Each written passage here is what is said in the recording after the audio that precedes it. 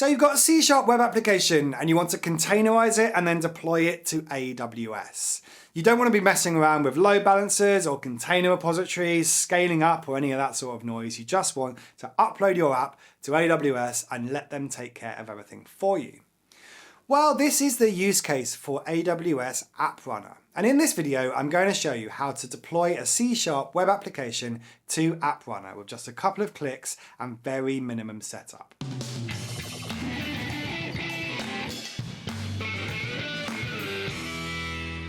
App Runner is a managed service from AWS that enables the easy deployment of web applications and APIs. It requires little to no infrastructure to set up. You simply supply your app as a Docker image, and App Runner will take care of building and deploying your application to the cloud with automatic scaling and load balancing. And if it's a web API, it will create public endpoints for you and all of that.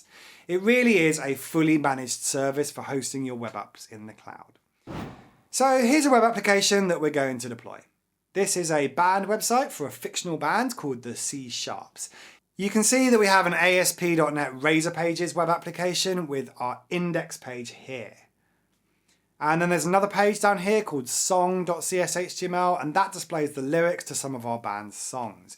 If we push F5 on it and start it up locally, then you'll be able to see what I mean.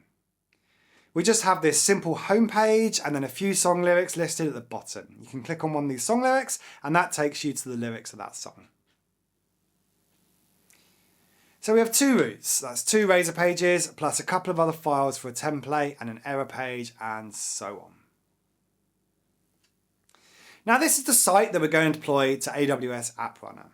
And in order to do this, there are two things that you're going to need. You're going to need Docker, because we're going to be deploying this in a container, and you'll need the AWS Toolkit for Visual Studio.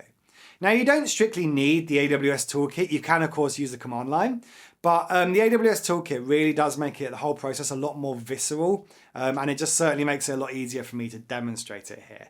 So if you're going to be doing AWS development in Visual Studio, then you really should get the toolkit anyway, as it has loads of other really useful features that you will find invaluable. To install the AWS Toolkit, you just navigate to this page on the Visual Studio Marketplace and download Install the Toolkit extension. The link is of course in the video description below.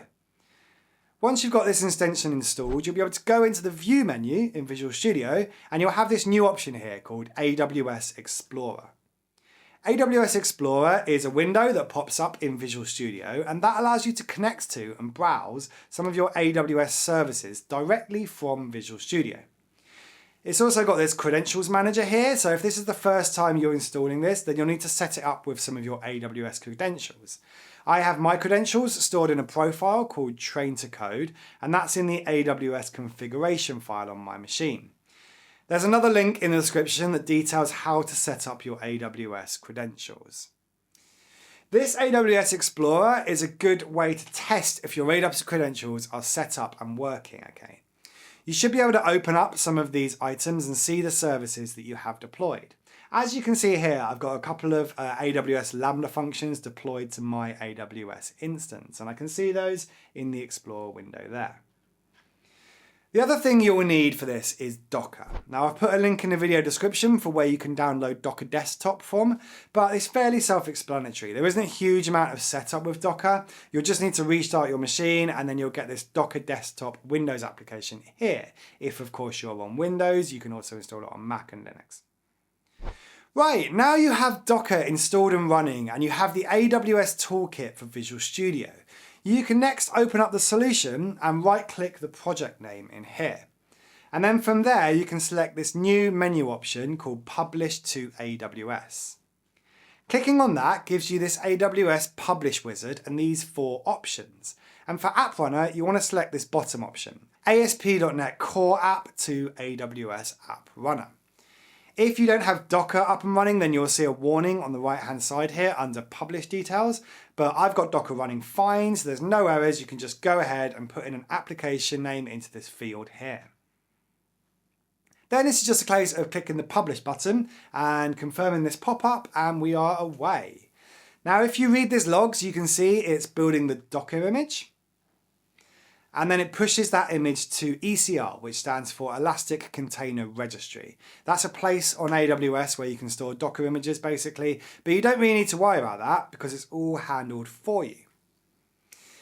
The next stage is to configure the AWS Cloud Development Kit. The Cloud Development Kit is an open source software development framework to define cloud infrastructure in code, and it provisions it through AWS CloudFormation. It abstracts away many of the complex details of cloud infrastructure management, and it provides a much higher level, easier to use API for defining and managing your AWS resources. AppRunner uses the Cloud Deploy Development Kit, but you don't need to actually set it up yourself. If you already have the CDK set up and configured, then this step will go a lot quicker. I'm doing this for the first time here, so that's why I have to wait for this. And you can see I've sped up the video a little bit here as well, because this can take quite some time. While this is running, it's a good time to remind you to subscribe to Train to Code on YouTube for weekly coding tips, guides, and tutorials. I cover all aspects of web development on this channel, and this video is part of a series on C#, so I'm adding all of these to a playlist so you can watch just the C# videos if you like, link in the description below. Okay, once that's finished, you'll get this endpoint URL here. This URL will end in awsaprunner.com, and this is the public URL of the application that AWS has configured and set up for you. And this will have load balancing and scaling and all of those things I mentioned at the start of this video. So if you click on this URL, and you can see we go to the website here. This is the same application that we have running locally. You can see these routes work. You can click on one of these pages and it goes into that page on the web app. But this is, of course, hosted on AWS now and not locally. Lastly, let's have a look in the AWS Management Console. So I've navigated to AppRunner in the console by searching for it in the search box. And you can see we have this new service here called the C# service. If we click on that, you can see deployments and events and all sorts of things like that. AWS App Runner is a good service to be aware of. It simplifies the deployment of your C# web applications to AWS. It's fully managed infrastructure, it's automatic scaling, and it's got load balancing, and its user-friendly interface all make it a really useful tool for deploying applications, and especially since you can do it all so easily through Visual Studio, as we've seen here today.